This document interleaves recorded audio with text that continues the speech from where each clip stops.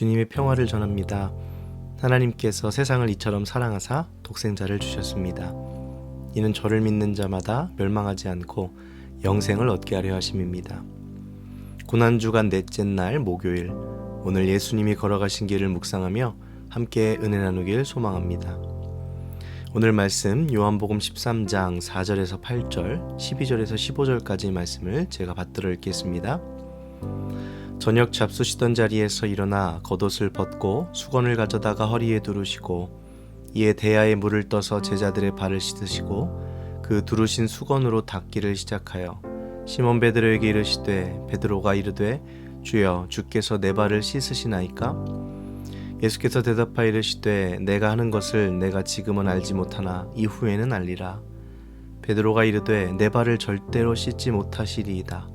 예수께서 대답하시되 내가 너를 씻어주지 아니하면 내가 나와 상관이 없느니라.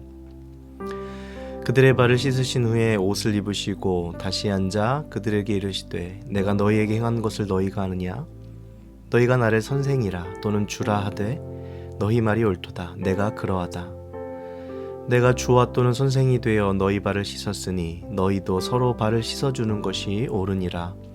내가 너희에게 행한 것 같이 너희도 행하게 하려 하여 본을 보였노라. 아멘.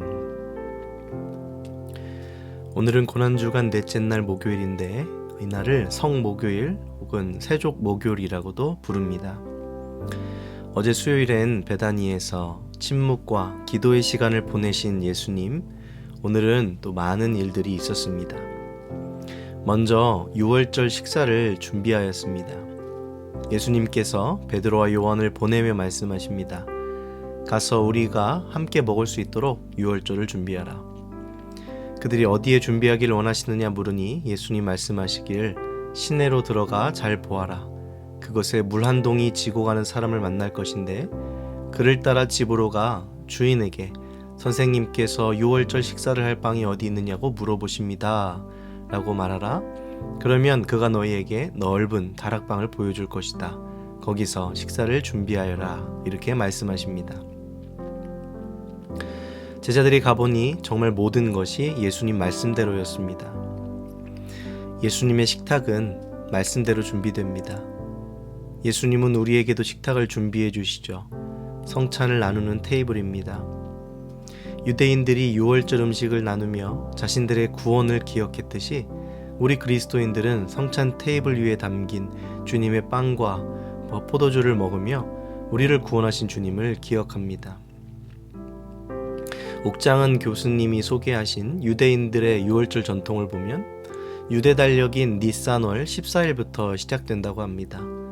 먼저 그 저녁에는 성전에서 양과 염소를 잡아 그 피를 제단에 뿌리고 가정에서는 식사를 통해 친교하게 되는 것이죠. 유월절에 하는 식사의 순서는 축복 기도를 한 후에 첫 번째 잔의 포도주로 식사가 시작되고 그 식사의 음식들은 무교병, 쓴 나물, 양고기, 계란 등과 같은 것을 먹습니다. 쓴 나물은 노예 시절의 고난과 비참함을 상기하는 음식이고 무교병은 누룩이 들어가지 않은 빵인데 이스라엘 백성들이 이집트를 탈출할 당시에 누룩을 사용해 반죽을 발효시킬 여유가 없었기 때문에 당시의 긴박성을 알려주기도 합니다. 또 양고기는 희생제물로 사용되던 것이었습니다. 이렇게 식사를 하다가 이제 두 번째 포도주를 마시면 그 가정의 아들이 아버지에게 공식 질문을 하게 되어 있습니다. 아버지, 오늘 밤이 왜 다른 밤과 구별되는 것인가요? 그러면 아버지는 이 질문에 대해 하가다라는 출애굽의 역사적인 구속의 이야기와 또 노래를 암송합니다. 이집트의 노예에서 건져질 때 마지막 재앙인 장자의 죽음이 찾아와서 이집트 왕의 아들마저 죽었지만 문설주에 양의 피를 발랐던 이스라엘 백성들은 그 죽음을 면했던 그 유월절의 이야기입니다. 오늘 제자들은 예수님과의 유월절 식사에서 평소와 똑같은 유월절을 기대했을 것입니다. 그런데 오늘 예수님은 이상하게 다른 말씀을 하시는 것이죠. 전통대로 아마 나이가 가장 어린 제자가 선생이신 예수님께 물었을 것입니다. 오늘 이 밤이 왜 다른 밤과 구별이 되는 것입니까? 그럼 이제 예수님께서 유월절의 이야기를 하셔야 할 차례였죠. 그런데 오늘 예수님은 전혀 다른 이야기를 하십니다. 내가 고난의 때에 들어가기 전 너희와 이 유월절 식사 함께 하기를 얼마나 기다렸는지 모릅니다. 우리가 이제 하나님 나라에서 다 같이 먹기까지 오늘 이 식탁은 너희들과 먹는 마지막 유월절 식사이다. 그리고 예수님이 떡을 가져 감사기도 하시고 떼어 그들에게 주시며 말씀하십니다. 이것은 너희를 위해 주는 나의 몸이다. 너희가 이를 행하여 나를 기념하라. 또 잔을 가지사 감사기도 하시고 그들에게 주시며 말씀하셨습니다. 이것을 마시라. 이는 죄사함을 얻게 하려고 많은 사람을 위해 흘린 나의 언약의 피니라. 오늘 유월절의 전통이 새롭게 쓰여지고 있습니다. 유월절의 식탁이 이제는 성탄의 식탁으로 변화하는 순간입니다. 예수님은 이렇게 성찬의 테이블을 제자들과 함께 나누시고 우리에게도 이것을 물려주셨습니다. 우리가 교회에서 받는 성찬식은 기억의 예식입니다. 예수 그리스도를 기억하는 것이며 또 우리의 구원을 기억하는 것입니다. 그분의 빵과 그분의 포도주를 먹음으로 나의 몸이 또 나의 영혼이 그분을 기억하는 것이죠. 우리가 드리는 매 순간의 성찬식이 우리 모두에게 큰 은혜의 시간, 예수님을 기억하는 시간이 되길 간절히 소망합니다. 예수님은 그 식탁에서 또 누군가가 자신을 배반할 것이라고 알려주십니다. 또한 베드로에게는 내가 닭 울기 전 3번 나를 부인하리라 예고하십니다. 이제 예수님은 그 유월절 식사가 진행되던 그 다락방에서 자리에서 일어나셔서 갑자기 겉옷을 벗으십니다. 그리고는 수건을 가져다가 허리에 두르시는 것입니다. 제자들 모두가 무엇 하는 것이지, 무슨 일이지 하면서 멀뚱멀뚱 서로 쳐다보기만 했습니다.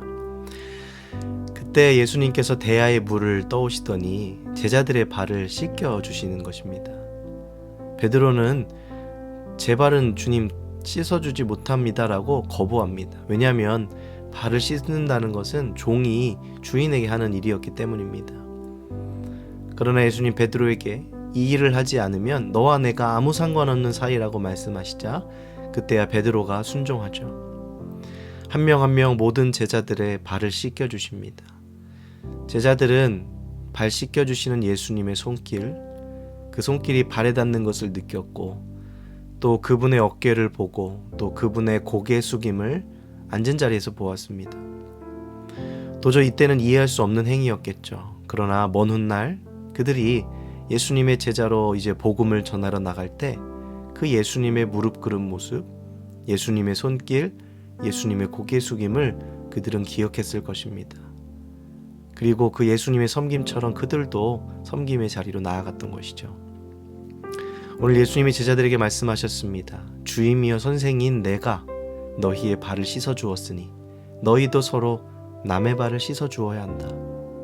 내가 너희에게 본을 보였으니 너희도 내가 한 그대로 하여라. 나는 분명히 말한다. 종이 주인보다 높지 않다. 그러나 너희가 그대로 행하여라. 너에게 복이 있으리라. 그리고 이어서 말씀하시며 새 계명을 주십니다. 서로 사랑하여라. 내가 너희를 사랑한 것 같이 너희도 서로 사랑하여라. 아멘. 예수님의 사랑은 낮아지고 겸손하여지며 섬기는 사랑이었습니다. 종과 주인이 서로 사랑할 수 있고요. 부자와 가난한 자가 함께 사랑하고 또 권력 있는 자가 낮은 자와 사랑할 수 있는 것이 바로 예수님의 사랑이었습니다. 모든 벽을 허무는 것이죠. 인종 간에도 또 나이도 상관없는 그런 모두와 함께하는 사랑인 것입니다. 오늘 우리에게도 주님 말씀하십니다. 서로 사랑하여라. 내가 너희를 사랑한 것 같이 너희도 서로 사랑하라. 서로 발을 씻어 주어라. 내가 말한 대로 행하여라. 그것이 너희에게 복이 될 것이다. 여러분, 우리는 얼마나 사랑하며 살아가고 있습니까? 우리는 누군가를 얼마나 섬겨주고 있을까요? 예수님이 나의 발을 씻어주셨는데 나는 누구의 발을 씻어주어야 할까요? 예수님은 말로만 가르치시거나 또는 자신의 권위를 누리시지 않으셨습니다. 우리가 그분을 본받으며 따라 살아갈 수 있도록 모든 것을 먼저 행하셨습니다. 그래서 우리의 삶은 단순해졌죠. 예수님이 하신 것은 하고 그분이 하지 않으신 것은 하지 않는 것입니다. 오늘 우리가 그 사랑의 실천을 할 수 있길 소망합니다. 가족들에게 혹은 친구나 이웃들에게 사랑의 언어로 발을 씻겨주는 그 섬김의 모습으로 오늘 하루 살아갈 수 있기를 간절히 바랍니다. 예수님은 이제 다락방을 나와 감람산으로 가시는데요. 십자가의 전야, 이 목요일 밤 예수님은 어디로 가고 계신가요? 그분은 제자들과 함께 저 산으로 가셔서 말씀하십니다. 유혹에 넘어지지 않게 기도하라. 그리고 그들을 떠나 저만치 떨어진 곳에서 기도를 시작하시죠. 바로 겟세마네의 기도였습니다. 아버지, 이 잔을 내게서 거두어 주십시오. 그러나 내가 원하는 대로 하지 마시고 아버지의 원대로 하옵소서. 예수님의 기도가 얼마나 간절했던지 땀이 땅에 떨어지는 핏방울같이 되었다고 성경이 표현합니다. 십자가의 고통 앞에 그분의 준비는 기도였습니다. 하나님께 매달리는 것 아니고서는 이것을 이길 힘이 없다는 것을 아셨던 것 같습니다. 사랑하는 여러분, 우리는 기도하고 있습니까? 내 삶에 준비되어야 할 것들을 위해 기도하고 또 많은 여러 고통들 앞에서 기도하고 계십니까? 우리는 하나님께 얼마나 매달리고 있나요? 나의 원대로 마시고 아버지의 뜻대로 하옵소서 하며 나의 자아를 죽이기 위해 얼마나 기도하고 있습니까? 여러분, 지금은 기도할 때입니다. 예수님의 십자가 지심은 기도로 준비되었습니다. 우리의 십자가도 기도로 준비할 때만 질 수 있습니다. 이 잔을 내게서 거두어 주십시오. 그렇게 말씀하셨던 그분의 목소리에서 그분의 깊은 고통이 느껴집니다. 그분의 십자가가 느껴집니다. 오늘 나를 위해 그 길을 걸으신 예수 그리스도를 묵상하며 이 하루 우리도 함께 그분의 뒤를 따라 걸어가는 그런 오늘 하루가 되기를 간절히 소망합니다. 우리의 십자가 우리도 지고 예수님 뒤를 따라가겠습니다. 이렇게 함께 고백하면 좋겠습니다. 함께 기도하겠습니다. 주여, 당신을 사랑하기 원하지만 확신이 없습니다. 당신을 신뢰하기 원하지만 받아들이기가 두렵습니다. 무엇을 바라는지 알긴 하지만 당신께 요구하기가 부끄럽습니다. 당신께 속하기를 원하지만 여전히 제 자신이 되려고 합니다. 주여, 저를 받아주셔서 홀로 있게 하지 마소서. 당신은 저를 속속들이 헤아리십니다. 제 필요에만 따라 제 마음대로 선택하지 말게 하소서.